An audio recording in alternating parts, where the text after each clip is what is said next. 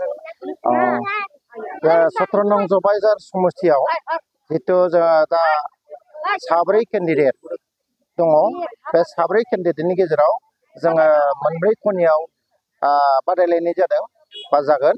बहाय जों दा 17 नम्बर सबाइजार समस्थिनि गेजेराव जों कंग्रेस दलनिफ्राय फ्राय देरहानाया खाथांसै। रायजो राजाफ्रा गासिबो कंग्रेस दलनि मोजां केन्डिडेट नागिरनायनि जाउनावनो दिनै कंग्रेस दलखौ मोजां मोननानै रायजो राजाफ्रा सापर्ट होनायनि गेजेरजों आरो माखासे ग्रासरुट लेभेलनि जोंनि माखासे मावनाय दांनायाबो फ्राय एडभान्टेज आरो लोगोसे जोंनि देरहानाया मा जागोन सबाइजार समस्थियाव खाथां होननानै आङो दा मिथिनो होनाय जाबाय आरोखि। भटआ ओरैनो आं अंक खालामना मोननायाव फ्राय 7,000 9,000 बेनि गेजेराव देरहासार जागोन। जों दाना अंकआ ओरैबायदि जों दा बर'नि माबाया फ्राय गावजोबगोन।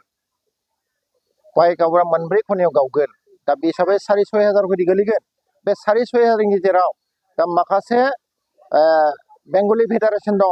बे बेंगलि फेडारेसना जोंखौ कंग्रेसनि दलनिफ्राय सापर्ट होनानै दा बिसिनि भटआ फ्राय 50% फैगोन। आरो माखासे नैबे माइनरिटि भटआ गासिबो बिसोरथ' फ्राय 80%आ थाखागोन। दा बेखौ लानानै बर'निफ्राय फ्राय जोंहा 40% फैखाबाय। आरो माखासे आदार कास्टनि बे आदार कास्टनि माखासे भटआबो जोंनियाव प्लास जानानै कंग्रेसआव जों बे टटेल खालामनानै लोगो मा खालामबाय 70%आव कंग्रेस दला देरहानो हागोन आरो। देरहाखांनायनि उनाव जोंहा आगोल सिन्था खालामदों जोंहा हाइकमान्ड दङ। कंग्रेसनि हाइकमान्ड दङ।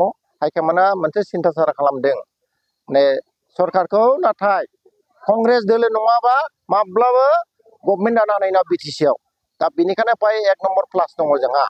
दा बेनिखायनो दा जुदि सरकार दानांगौब्ला बे जोङो कंग्रेसआ दाया नाथाय सोरखौबा जुदि सापर्ट होनांगौबा बाय मिलिलायना जों सरकार दागोन सोरबा हानजाजों सोरबा दलजों बेखिनिखौ।